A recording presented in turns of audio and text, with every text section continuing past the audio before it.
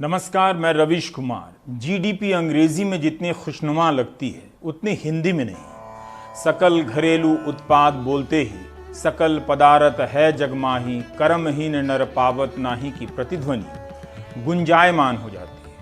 भारत की राजनीति में भाषणों का स्तर 10वीं कक्षा की चल दमयंती चल वैजयंती वाद विवाद प्रतियोगिता से ऊपर नहीं उठ सकता है। चल दमयंती चल वैजयंती वाद विवाद प्रतियोगिता में ट्रॉफी एक ही होती है, विजेता कोई भी हो मिलेगी वही ट्रॉफी। अगर आप बीच में संस्कृत के श्लोक पढ़ दें, ना खुद मतलब पता हो ना जनता के बीच अधिकतर को पता हो, तब आपके पांडित्य का प्रभाव दीर्घकालिक पड़ता है।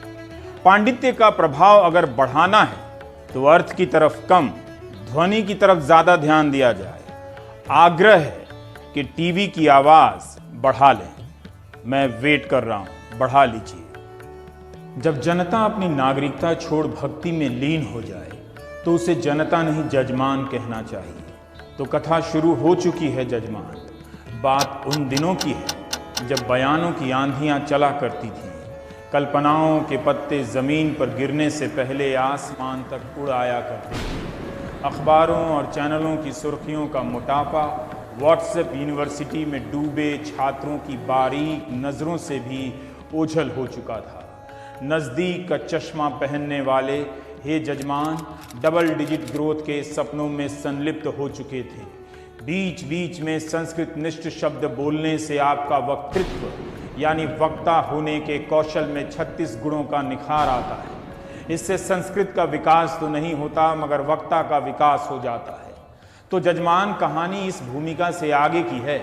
प्रगतिशील प्रखर विवेकशील दूरदृष्टा पीयूष गोयल नामक मंत्री के उन बयानों को पूर्व दीप्ति यानी फ्लैशबैक में देखने की उत्सुकता मन मस्तिष्क में कोलाहल कर रही है। 18 जून 2018 को पीयूष गोयल का यह बयान पाठकों ने पढ़ा ही होगा कि 2019 की आखिरी तिमाही में जीडीपी की दर 10% हो जाएगी। 10% यानी डबल डिजिट। युग्मित संख्या के विकास दर से युग परिवर्तन की आहट का अंदाजा मंत्री जी को जून 2018 में ही हो गया था। जब 2019 शुरू हो गया तो पाठकों ने समाचार पत्रों में पढ़ा कि मंत्री जी कह रहे हैं कि वित्त वर्ष 2020 में जीडीपी के 7.5% रहने की उम्मीद है। बयानों में ही हिंदी में सकल घरेलू उत्पाद और अंग्रेजी में जीडीपी 2.5% कम हो गई। 2019 की आखिरी तिमाही में किसी ने 10% वाली जीडीपी नहीं देखी। ना ही मंत्री जी ने कहा कि उनका अनुमान गलत क्यों निकला। 2020 की जीडीपी भी 7.5% नहीं रही, 4.2% आ गई। प्रश्न यथोचित है कि इन बयानों से पहले किन तथ्यों का पूर्वालोकन किया जाता है। ऐसी हिंदी जरूरी है ताकि जनमानस पर आपका गहरा प्रभाव पड़े। वक्ताहीन नेतृत्व से वंचित नेता और समाज को लगे कि वक्ता आ गया है।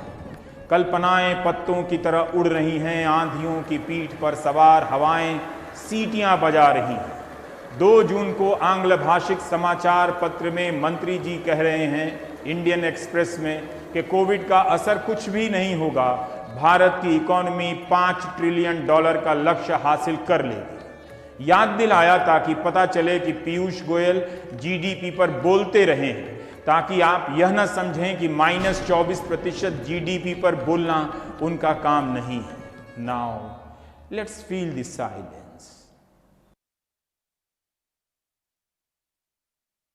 अब टीवी की आवाज कम कर लीजिए। जीडीपी गिरती रहती है, बढ़ती रहती है, परंतु ऐसा भी क्या कि सिर्फ चढ़ने की संभावनाओं पर ही बयान हो। जब गिर जाए तो चुप्पियों का मैदान हो। चपल चंचल चीखत चिल्लाहट एंकरिंग युग में अर्थतंत्र की नित घबराहट की कथा कैसे कहूं प्रभुवर जजमान। नोटबंदी के समय जीडीपी को लेकर क्या कहा गया था। 4 दिसंबर 2016 को पीयूष गोयल का ट्वीट है कि नोटबंदी का असर जीडीपी के ग्रोथ में दिखेगा। अगले दिन फिर ट्वीट करते हैं कि नोटबंदी से नकदी लेन देन बढ़ेगी और जीडीपी बढ़ेगी। 2017-18 की तिमाही में भारत की जीडीपी 7.8% हो गई थी। तब पीयूष गोयल ने ट्वीट किया था कि इंडिया ऑन फास्ट ट्रैक, 2018-19 की पहली तिमाही में जीडीपी 8.2% हो गई थी। पीयूष गोयल ने हैशटैग लगाया था न्यू इंडिया न्यू मोमेंटम। 1 सितंबर 2018 अंग्रेजी के इस ट्वीट में कहा गया है कि elephant starts running, Q1 GDP growth soars to 9 quarter high of 8.2%, यानी हाथी ने दौड़ना शुरू कर दिया है। 1 फरवरी 2019 को बजट पेश करते हुए पीयूष गोयल ने कहा था कि भारत दुनिया की अर्थव्यवस्था के ब्राइट स्पॉट की तरह देखा जाने लगा है। 10 सितंबर 2019 को वित्त मंत्री निर्मला सीतारमण ने अच्छा बयान दिया कि जीडीपी का गिरना और चढ़ना विकास का हिस्सा है, पार्ट ऑफ ग्रोथ। बिल्कुल ठीक बात है, तभी तो मैं यथोचित प्रश्न कर रहा हूं कि अभी जब -24% हुई है तो कम से कम बोलना चाहिए जिससे लगे कि गिरना भी उसी विकास का हिस्सा है। 1 फरवरी 2020 को बजट पेश करते हुए निर्मला सीतारमण ने कहा था कि जो ट्रेंड है उन्हें देखते हुए हमने वर्ष 2020-21 के लिए जीडीपी की अनुमानित नॉमिनल ग्रोथ 10% आंकी है। 28 दिन बाद कहती हैं तीसरे क्वार्टर की 4.7% की विकास दर का मतलब है कि इकोनॉमी में दम है। हम वापस युग्मित संख्या अर्थात डबल डिजिट का ग्रोथ पालेंगे। लेकिन इन चुप्पियों के पीछे की बात समझ नहीं आ रही है। हम समझते हैं कि राष्ट्रभक्ति के सामने रोजगार का मुद्दा चिनिया बादाम का मुद्दा है जिसे लोग आधा खाते हैं आधा गिरा देते हैं। But then they need some assurance कि जो परीक्षा दी है उसकी नौकरी मिलेगी कि नहीं, क्यों नहीं मिल रही है। अभी आपने देखा कि लाखों की संख्या में मां भारती की संतानें ट्विटर पर ट्वीट करती रहीं कि रेलवे की जो परीक्षा हो चुकी है, रिजल्ट आ गए हैं सहायक लोको पायलट की, उसकी ज्वाइनिंग का संकल्प हो जाए। The revolution was tweeted. मंत्री जी ने संकल्प पत्रक पर पुष्प अक्षत तो दूर बयान तक नहीं दिया कि चिंता ना करो मां भारती की संतानों, हमारे रहते ज्वाइनिंग हर हाल में होगी। उन्हीं का एक पुराना बयान था संसद में कि उनकी सरकार के रहते रेलवे का प्राइवेटाइजेशन नहीं होगा। रेलवे की एनटीपीसी की परीक्षा के फॉर्म भरकर अपनी बेरोजगारी का हरण करने का प्रण लिए बैठे नौजवान मंत्री जी से परीक्षा की एक तारीख की घोषणा ना प्राप्त कर सके। ट्विटर पर भारत के नौजवानों की इतनी बड़ी हार कभी नहीं हुई थी। जिस ट्विटर और फेसबुक से न जाने कितनी चुनावी जीतों को मैनेज किया गया दुनिया में, उस ट्विटर पर अपनी हार को भारत की यह जवानी अपनी कहानी कहां लिखेगी। प्रियंका गांधी की ट्वीटरत राजनीति भी इनकी हताशाओं के शोर में खो जाती है। राष्ट्र की प्रगति के लिए उन्मुख छात्र विमुख रह जाते हैं, डर से लाइक बटन पर हाथ ना लगाते हैं कि कहीं निष्ठा पर प्रश्न ना हो जाए। पराजित युवाओं के लिए क्रांति फिल्म के गाने की एक पंक्ति प्रेरणादायक हो सकती है, वो जवानी जवानी नहीं जिसकी कोई कहानी ना हो। प्यार का सुंदर गाना ही इंसान को सुंदर बनाता है। You know what I mean. हम सभी छात्रों ने अभी 1 सितंबर को ग्रैंड ट्विटर कैंपेन आयोजित किया था SSC CGL 2018 tier 3 descriptive paper के रिजल्ट के जो पेंडिंग पड़ा है पिछले 8 महीनों से उसकी तारीखों के लिए।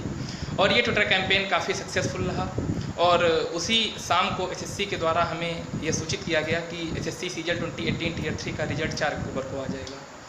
परंतु हालांकि वह ट्विटर कैंपेन जो उसका उद्देश्य था उसकी पूर्ति करने में वह सफल रहा, परंतु इसके अतिरिक्त छात्रों की एसएससी से कई सारी मांगे अभी भी शेष हैं, जैसे रैंक लिस्ट का मुद्दा, जैसे वेटिंग लिस्ट का मुद्दा, तथा एसएससी में एक ऐसी अथॉरिटी हो जिसके द्वारा छात्र अपनी समस्याएं, अपनी ग्रीवेंसेस डायरेक्टली उस अथॉरिटी तक रख पाएँ और एसएससी उनको टाइम बाउंड मैनर में सॉल्व कर सके। बच्चा एग्ज़ाम का फॉर्म भरने के बाद इंतज़ार करता रहता है कि कब मेरी एग्ज़ाम होगा, एग्ज़ाम हो जाता है तो रिजल्ट नहीं आता, रिजल्ट आता है तो ज्वाइनिंग नहीं होती है।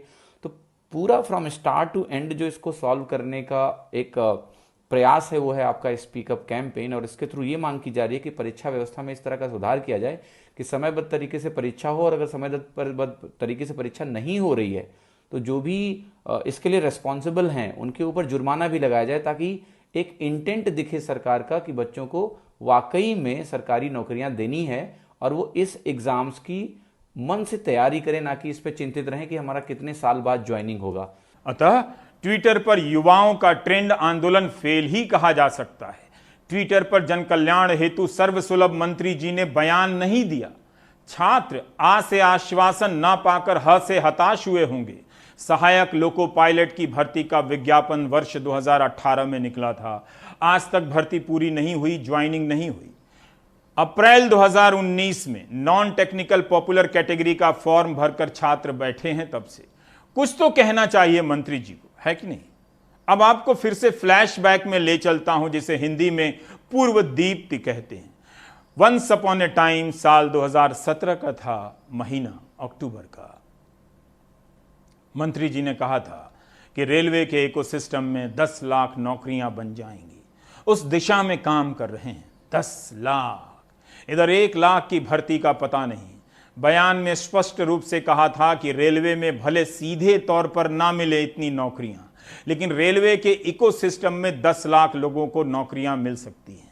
रेलवे में होने वाली सीधी भर्ती का तो हिसाब दे ही सकते थे मंत्री जो थे। विदित है कि अगले 1 साल के लिए रेलवे ने नई भर्तियों पर रोक लगा दी है। कौन यह प्रश्न पूछे कि हम कैसे जांचें कि रेलवे के इकोसिस्टम में 10 लाख में से कितनी नौकरियां बनी हैं?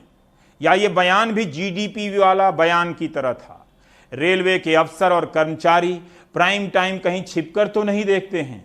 I mean just asking buddy, don't worry, I can see the time we are living in. Sanskrit तत्सम हिंदी, हिंदी उर्दू और अंग्रेजी का लुत्फ एक प्राइम टाइम में। माय माय, बचा ही क्या है देखने को, और देखकर करना भी क्या है। कथा आगे बढ़ रही है। जजमान, नागरिक अब जजमान ही तो हैं, अब जनार्दन नहीं रहे। ऐसी सूत्र पंक्तियां बड़ी बड़ी यूनिवर्सिटी के प्रोफेसरों को जीवन बिताने के बाद मिलती हैं। मैं अपनी तारीफ में क्या ही कहूं। आखिर जीडीपी पर बयान क्यों नहीं आए? ऐसा तो नहीं कि जीडीपी कभी नहीं बढ़ेगी, और अगर बढ़ गई तब भी मंत्रीगण चुप रहेंगे आज की तरह। लोकहित का कार्य बड़ा कठिन है, डगर है न पनघट है। इन पंक्तियों के भावार्थ 20 साल बाद आने वाले युग के लिए संरक्षित हैं।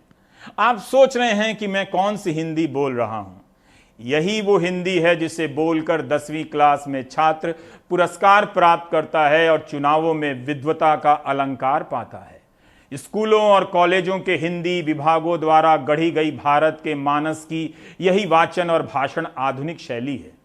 आइए प्रस्थान करते हैं, यानी कैमरा अब एंकर के श्रीमुख से विमुख होता है।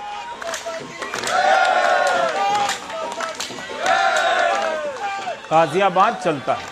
रात्रि का प्रहर है। अभिभावकों ने जागने का प्रण किया है। प्रदर्शन का कारण समझा जा सकता है। मुझे ज्ञात नहीं कि मच्छरों से बचने के लिए यहाँ गुड नाइट लगा था या नहीं, मगर इन अभिभावकों के लिए गुड नाइट ही नहीं हुई। गाजियाबाद पेरेंट्स एसोसिएशन और जिले के समस्त अभिभावक अनिश्चितकालीन भूख हड़ताल पर हैं। समस्त तो नहीं दिखाई देते, मगर जो अंश है उसी से कथा आगे बढ़ाता हूँ। इनका कहना है कि तालाबंदी के समय 3 महीने की फीस माफ हो। जिले के निजी स्कूलों की फीस अधिनियम 2018 के अनुसार बैलेंस शीट जांच कर फीस का निर्धारण हो। सीमा त्यागी साधना सिंह, भारती शर्मा नेतृत्व कर रही हैं। प्रश्न पूछा कि किस कारण से फीस माफी के लिए दधीची ऋषि की तरह हड्डी गलाने का संकल्प हुआ है, तो बताया गया कि बहुत से लोगों की नौकरियां चली गई हैं, कईयों के घर के सामान बिक गए हैं। सुनकर मन आहत हुआ। फिर सोचा कि जनता सुशांत सिंह राजपूत के कवरेज से मुक्ति पा चुकी है, तो फिर इस आहत मन का बोझ कंधे पर कहां रखूं? जगह भी बहुत कम बची है। मैं पेरेंट्स हूँ। अभी तो 3 महीने काम नहीं होने की वजह से जो है तो हमारी एक तो नौकरी चली गई, दूसरा जो है तो खाने पीने की तंगी आ गई। तो हमने जो है तो घर के जो है तो जेवर भी बेच दी है। अब फीस के लिए जो है तो परेशान किया जा रहा है। तो जब खाने को नहीं है तो फीस कहाँ से भरेंगे? मेरी नौकरी छूट चुकी है और मैंने इसकी एप्लीकेशन भी स्कूल में दी थी कि मैं अभी फीस जमा करना इस वक्त, क्योंकि मेरी नौकरी छूट चुकी है। अब नौकरी मेरी छूट चुकी है तो मैं कहाँ से फीस जमा करूँगा स्कूल में? अब मैं घर का सामान बेचूँ, अपने घर की चीज़ें बेचूँ, तब जाके स्कूल की फीस जमा करूँ।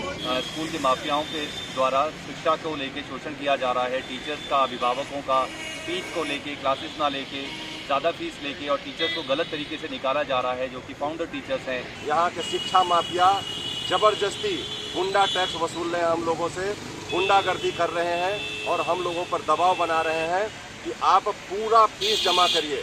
जिनकी नौकरी गई है उनकी जांच कर उन्हें फीस में राहत मिलनी चाहिए, जिनकी नहीं गई है उन्हें फीस देनी चाहिए। ये मेरा मत है। वरना शिक्षकों को भी वेतन नहीं मिलेगा। वैसे शिक्षकों को उन स्कूलों में भी वेतन नहीं मिल रहा जहां के अभिभावक फीस दे रहे हैं। जनता को जजमान कहना एक युगांतकारी सूत्र का प्रतिपादन करना है। जब जनता जजमान हो जाती है तो उसका मतलब है जजमान से लिया जाएगा, जजमान को दिया नहीं जाता है। इतना तो आप समझते होंगे। जजमानी सिस्टम के बारे में भी बताना पड़ेगा। एंकर को प्रोफेसर सुमित सरकार समझने की भूल ना करें। क्या ही तो शानदार टीचर थे, कमाल के मेरे टीचर थे। एनीवे, एक अंबेडकरवादी चिंतक इसकी जो यादगार व्याख्या करेगा जजमानी सिस्टम का, वैसा साहस और आनंद आपको यहां नहीं मिलेगा। 20 लाख करोड़ का स्मार्ट पैकेज, हेडलाइनों में इसे ऐसे छापा गया जैसे देखने वाला अपना नाम भूल जाए मगर ये ना भूले। Do you remember? आखिर 20 लाख करोड़ के पैकेज से क्या हुआ कि कहीं कोई असर नहीं दिख रहा है। छोटे, लघु और मध्यम श्रेणी के संगठनों ने कई बार कहा कि इस पैकेज से उन्हें कोई लाभ नहीं। इस सेक्टर में करोड़ों की संख्या में इकाइयां हैं। कम से कम इस 20 लाख करोड़ के पैकेज की कसम उठाते हुए जीडीपी पर बयान आ सकते हैं, लेकिन यहां तो राज्यों से कह दिया गया है कि जीएसटी का हिस्सा नहीं मिलेगा, आप कर्ज ले लीजिए। जीएसटी की वसूली भी कम है। आखिर ये 20 लाख करोड़ गया कहां? 115 दिन हो गए। 12 मई को पीएम ने घोषणा की थी। जीडीपी विकास का राजनीतिक सिंबल है। पूरी दुनिया में मंदी है। कई देशों में सरकारों ने माना है कि मंदी है, रिसेशन है। भारत में कोई बयान ही नहीं है। विगत वर्ष यानी लास्ट ईयर अगस्त में कॉरपोरेट को टैक्स छूट दी गई कि उनके पास पैसा आए, वे निवेश करें, नौकरियां बने। ऐसा कुछ हुआ नहीं, तो वह छूट वापस ले लेनी चाहिए। अब प्रेस कॉन्फ्रेंस हो तब तो कोई पूछे। जब कॉरपोरेट के पास सैलरी देने के पैसे नहीं हैं, निवेश के पैसे नहीं हैं, तो ये कौन सा कॉरपोरेट है जो निजीकरण का लाभ उठाने वाला है? जो अपनी कंपनी नहीं चला पा रहा वो दूसरों की कंपनी कैसे चलाएगा, खरीदेगा? क्या यह पाठ्यक्रम का विषय नहीं होना चाहिए? 20 जुलाई 2020 का पीयूष गोयल का बयान है। कहते हैं सरकार का प्लान है कि मॉडर्नाइज किए गए ट्रेन स्टेशनों को प्राइवेट सेक्टरों को नीलाम कर दिया जाए। नीति आयोग के सीईओ अमिताभ कांत ने 23 जुलाई 2020 को लिखा था कि कोल सेक्टर का निजीकरण करने से भारत के विकास की दिशा ट्रांसफॉर्म हो जाएगी। तो अभी तक क्यों नहीं किए? 24 अगस्त 2020 को एसबीआई के चीफ कहते हैं कि कुछ पब्लिक सेक्टर बैंक का निजीकरण करने से बैंकिंग सेक्टर को कोई नुकसान नहीं होगा। 1 सितंबर 2020 की टाइम्स ऑफ इंडिया की रिपोर्ट है कि केंद्र वन क्षेत्र में प्राइवेट सेक्टर की भागीदारी पर भी विचार कर रहा है। अब जंगल भी। 3 सितंबर 2020 को फाइनेंशियल एक्सप्रेस में छपा है कि नीति आयोग ने केंद्र को बैंकों के विलय का सुझाव दिया है। आयोग ने कहा है कि UCO bank, Punjab and Sind bank और बैंक ऑफ महाराष्ट्र का प्राथमिक तौर पर निजीकरण किया जाए। लगता है जैसे सेल लगी हो। चलो कंपनी खरीदो, वन क्षेत्र में भी प्राइवेट पार्टी। कमाल है, पॉजिटिव चीजें हो रही हैं और कोई बता भी नहीं रहा है। बैंक का निजीकरण होगा। बैंक के वो अफसर भी चुप हैं जो व्हाट्सएप यूनिवर्सिटी में बड़े मुखर थे, खोए हुए थे। अभी टाइम लगेगा मुझे सॉरी बोलने में, पर उनकी कुछ कॉपियां हैं मुझे गाली देते हुए। कोई बात नहीं, बड़ी तस्वीर पर फोकस करते हैं। Let's be clear. इसी 2 सितंबर की खबर है दिशा सिंघवी और रेणु यादव की, लाइव मिंट की। आज अगर नौकरी चली जाए सैलरी क्लास की, तो जो 71% लोग उसमें से 6 महीने के बाद अपना घर नहीं चला सकेंगे। इनमें से कितने व्हाट्सएप यूनिवर्सिटी चलाने वाले हैं जजमान? मैं उसमें नहीं जाना चाहता, मगर आप बताइए, अगर किसी के सामने ऐसा अर्थ संकट हो तो क्या उस पर बात नहीं करनी चाहिए? इन जजमानों को सहारा नहीं देना चाहिए। इनके तनाव की कल्पना मात्र से त्वचा की ऊपरी परत पर सिहरन हो जाती है।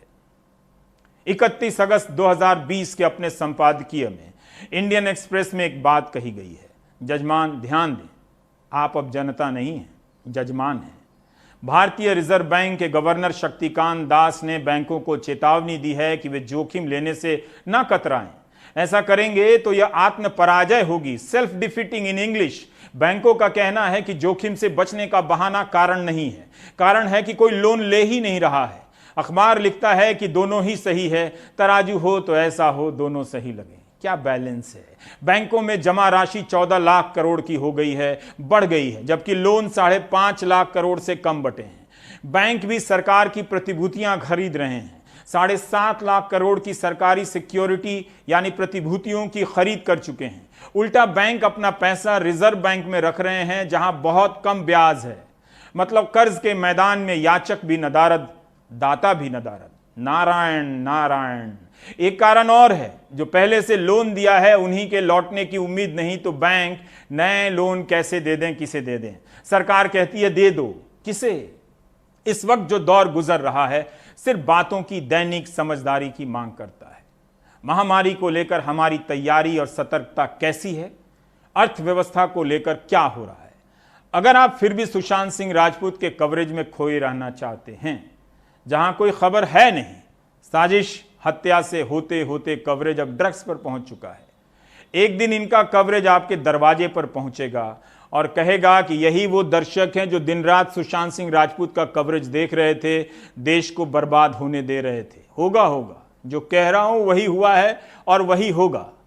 इसलिए चैनलों पर आप देखें कि अब गालियां दी जा रही हैं। पूछिए मुझे कैसे पता?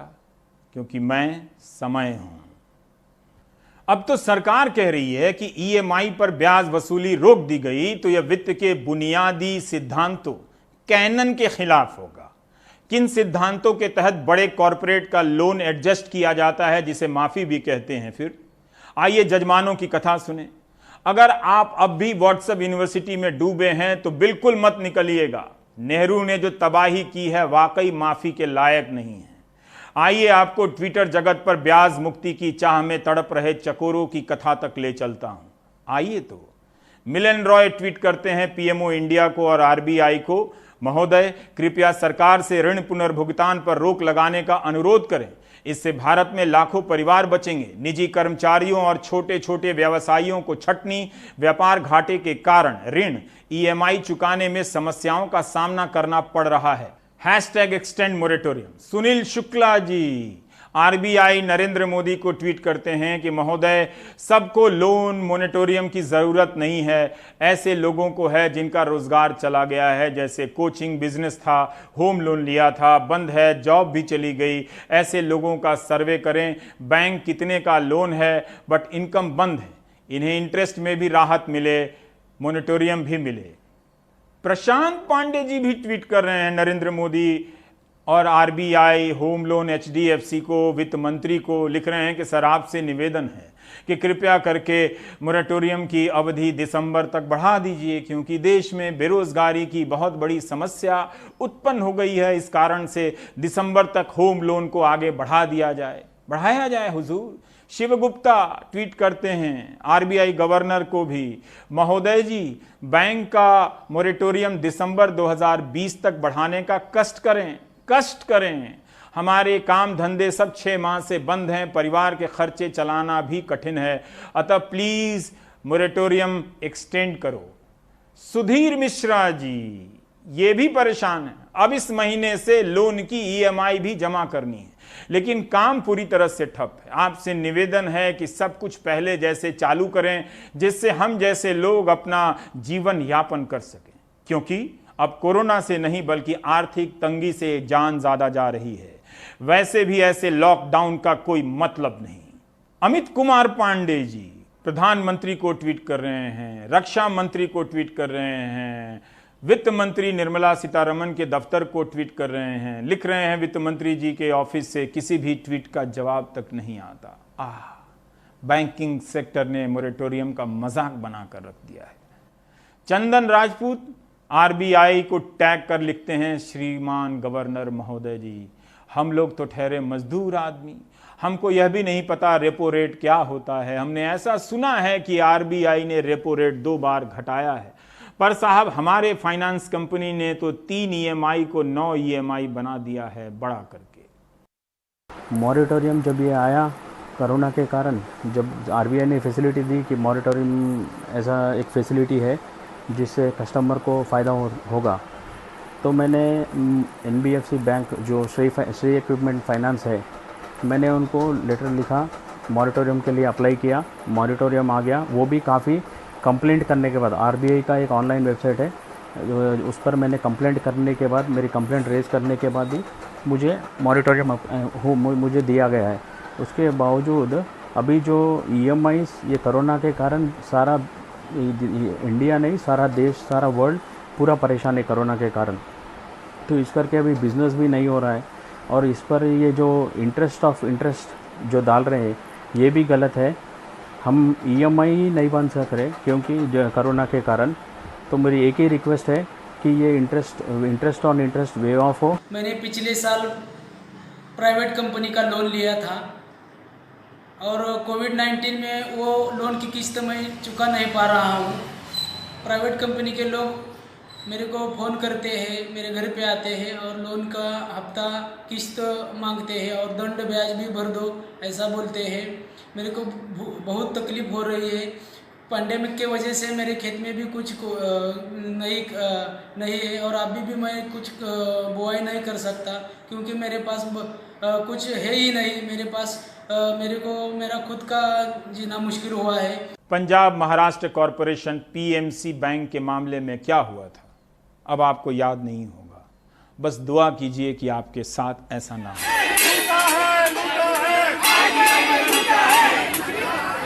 इस दुख को समझने की क्षमता अब जजमान हो चुकी जनता में नहीं बची। जब तक वह जनार्दन थी तब तक समझ पा रही थी। मुंबई में रिजर्व बैंक के बाहर इस वक्त जान जोखिम में डालकर प्रदर्शन हो रहे हैं। बैनरों पर लिखा है कि हे रिजर्व बैंक, आप मोदी सरकार को 2 लाख करोड़ दे सकते हैं, PMC बैंक को 500 करोड़ या 5000 करोड़ क्यों नहीं दे सकते। आपको याद दिला दूं कि इस बैंक का पैसा डूबा तो कई लोग सड़क पर आ गए, उनकी पूंजी बर्बाद हो गई। इनका कहना है कि 60 से अधिक खाता धारकों की इस कारण सदमे और तनाव से मौत हो गई। 9 लाख खाता धारकों के 11,000 करोड़ रुपए फंस गए थे। ये लोग 1 साल में 1 लाख ही निकाल पाए। तालाबंदी ने इनकी हालत खराब कर दी है। सोचिए, आपका पैसा किसी बैंक में हो और बैंक डूब जाए तो सोहित ने इनसे बात की है आपको ही बताने के लिए।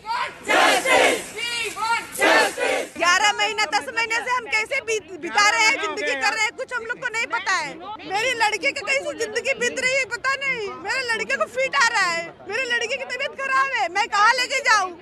जहाँ जाऊंगी वहाँ तो सब पैसे मांगेंगे ना, मैं कहाँ से पैसे ला कर दूँ? कोई मुझे 1500 रुपए ही देगा ना। मेहनत के पैसे हमारे वापिस करो, हमारे पैसे वापिस करो। सर परेशानी अभी आप समझ लो 2 की जगह आधी रोटी खा के गुजारा करना है, वैसे कॉम्प्रोमाइज़ करनी पड़ रही है ज़िंदगी से। तो मैं बोलना नहीं चाहता, इतनी दिक्कत में हम लोग अभी। मुझे भी ब्लड प्रेशर की मेरी मेडिसिन आती हैं, कम से कम हमारी दोनों की मिला के 3000 की 2,500-3,000 की महीने की मेडिसिन आती हैं, जो कि अभी हम मेडिसिन जो ब्लड प्रेशर की बंद नहीं करनी है, महंगी है, तो अभी अल्टरनेटिव ड्रेस लेनी चालू कर दिया। तो एक रिस्क है अपनी जान का, बट अभी क्या करें। मैं तो कहूँगा कि मैं कोरोना का शुक्रगुजार हूँ कि जब से कोरोना हुआ तो हमें गुरुद्वारों से 3 महीने तक राशन मिला। 3 महीने तक हमने गुरुद्वारों से राशन खाया, गुरुद्वारों की सपोर्ट से हमने ये किया। अब वो बंद हो गया है और अब हमें खाने के लाले पड़े हुए हैं। पिछले 4 दिन से हम लोग खिचड़ी खा रहे हैं और ये खिचड़ी भी कितने दिन तक खाएंगे। और मेरे को अपनी लड़की की फ़ीस भरनी है। वो लड़की मेरी B.Ed कर रही है गांव में, उसकी कम से कम 50,000 रुपये फ़ीस है। वो मैं पैसे कहाँ से लाऊंगा? मेरे पे स्किन में इन्फेक्शन आते जा रहे हैं, उसकी मैं ट्रीटमेंट नहीं करवा पा रहा हूँ क्योंकि मेरे पास पैसे नहीं है। क्योंकि अभी खाने के लिए पैसे नहीं है तो कहाँ से लाएँ? कभी चप्पलें टूट जाती हैं, कभी कपड़े फट जाते हैं, हम कहाँ से लाएँ? ये छोटी छोटी चीज़ें ज़रूरत की। और किराए के घर में हम रहते हैं, कभी मकान मालिक भी हमको गाली देता है कि है ना, आप किराया कब भर रहे हो, किराया कब भर। हमारा पैसा, हमारी मेहनत का पैसा, पूरा पैसा हमें वापस चाहिए। हम 12 महीने से मर रहे हैं। यस बैंक को 13 दिन में निकालते हो और हमारा क्या? अगर कोऑपरेटिव बैंक से आपको इतनी परेशानी है तो कोऑपरेटिव बैंक बंद करो। सिर्फ GDP की बात नहीं है, कोविड के कारण सूचना संसार सिकुड़ रहा है। आए दिन पत्रकारों की नौकरियां जा रही हैं, उनकी भी जिन्होंने प्रभु के गुणगान में कोई कमी नहीं छोड़ी, उनकी भी जो नित्य पूजा अर्चना से दूर रहे। हमारे मित्रों की भी नौकरियां जा रही हैं। हर दिन किसी ना किसी के घर में अंधेरा छा रहा है। चैनलों पर जारी अश्लीलता आपके समाज में कैसे स्वीकार्य है, मैं इसे लेकर किसी को शर्मिंदा नहीं करना चाहता। पत्रकारिता की मृत्यु का शोक अब छोड़ दीजिए। मृत्यु का ऐलान बार बार नहीं किया जाता। जनता अब जनार्दन नहीं रही, जनता अब जजमान है। नारायण नारायण। सरकार की चुप्पी खलती है। पंचतंत्र का श्लोक याद आ रहा है, जिसका मकसद आपको सिर्फ प्रभावित करना है वक्ता की तरफ से। इससे अधिक की इच्छा है तो खुद ही अर्थ पता कर लें। आत्मनो मुखदोषेण बध्यन्ते शुकसारिका वकास्तत्र न बध्यन्ते मौनम सर्वार्थ साधनम पंचतंत्रम 4.48। चराचर जगत के चराचर नियमों का अध्ययन कीजिए, खुद को प्राप्त करें जजमान, खुद को प्राप्त करें जजमान। जगत कल्याण के इन्हीं आशीर्वचनों के साथ प्राइम टाइम में ब्रेक का वक्त बजा चाहता है। जिन्हें बोलना है बोल रहे हैं। दिल्ली दंगों में 53 लोगों की हत्या हुई, मगर पुलिस उन हत्यारों तक पहुंचने के बजाय उन लोगों तक पहुंच रही है जो नागरिकता संशोधन कानून का विरोध कर रहे हैं। ब्रेक के बाद इस पर बात।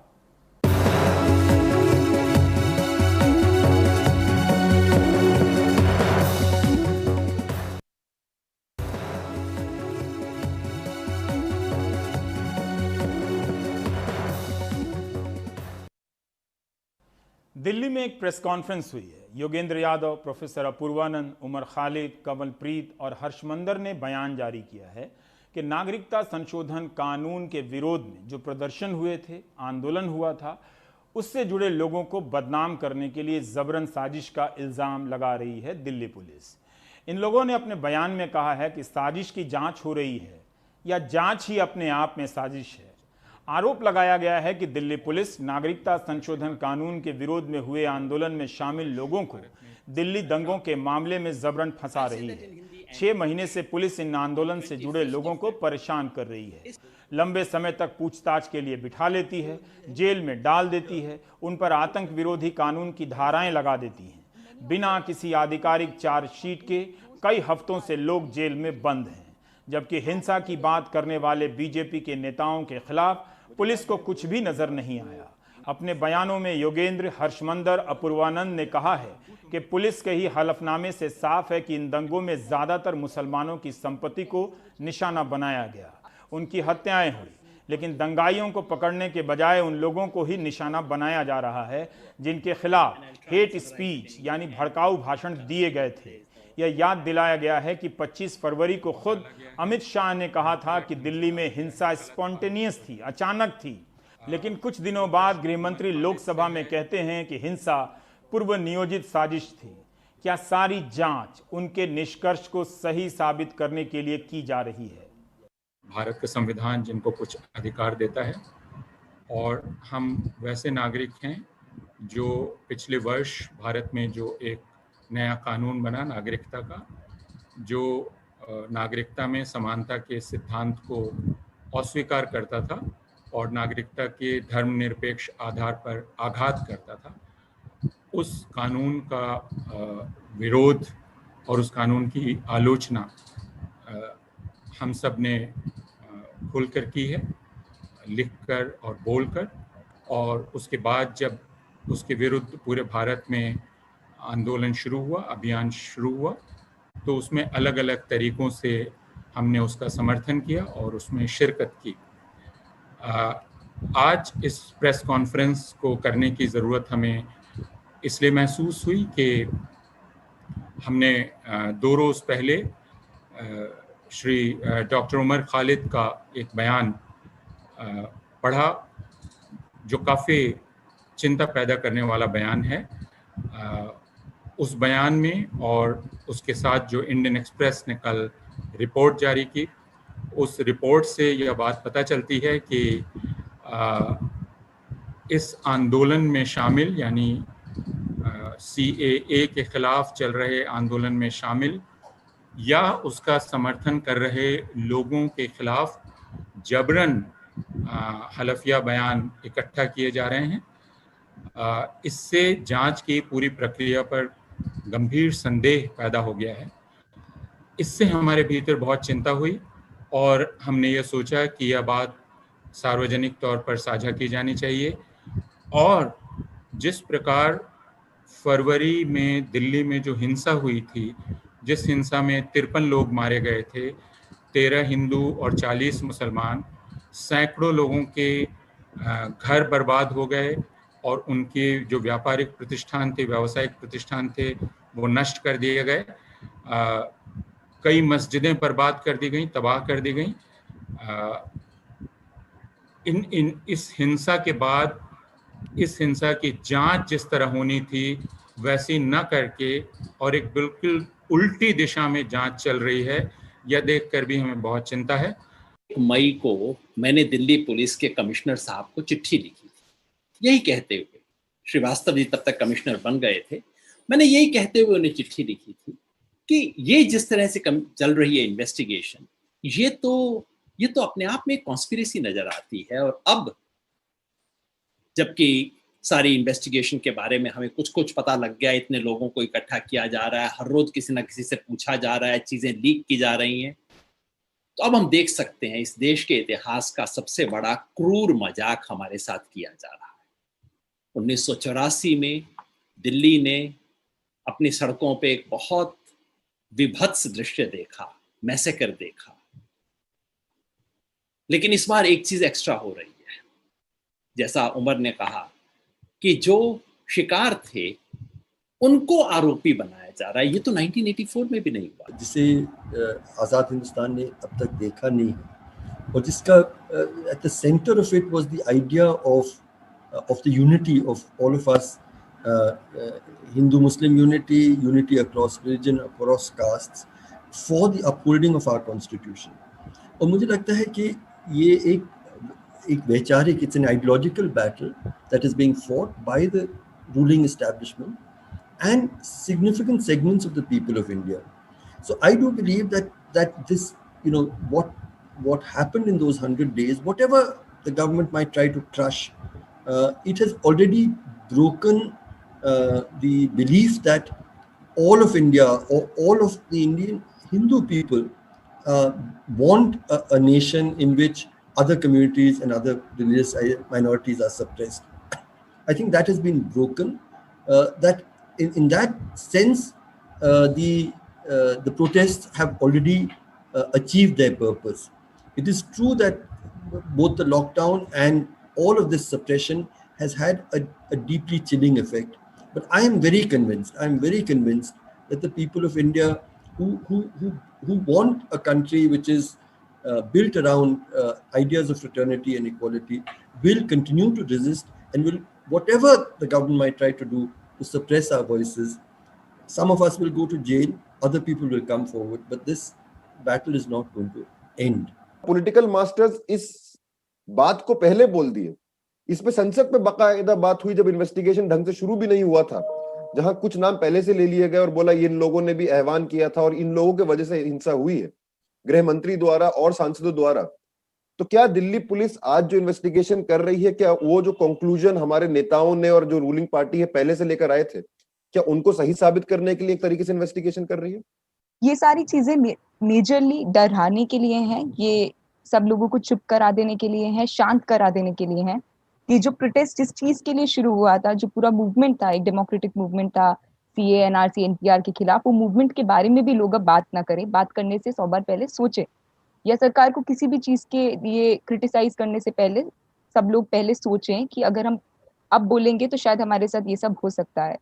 तो स्टूडेंट्स की तरफ से, एज अ स्टूडेंट खुद जो मैं यूनिवर्सिटी में पढ़ती हूँ, हम यही कहना चाहेंगे कि ये कोई डरने की बात नहीं है, क्योंकि मैं खुद लॉ की स्टूडेंट हूँ और अभी जो हमारे सामने इन्वेस्टिगेशन के नाम पे हो रहा है वो पूरा एब्सर्डिटी है। मतलब इसमें लॉ कहाँ है, यही हम पूछेंगे। तो हमने कुछ गलत नहीं किया, जब किसी ने कुछ गलत नहीं किया, हमें पता है कोई एविडेंस नहीं है, तो हम लोग क्यों डरे।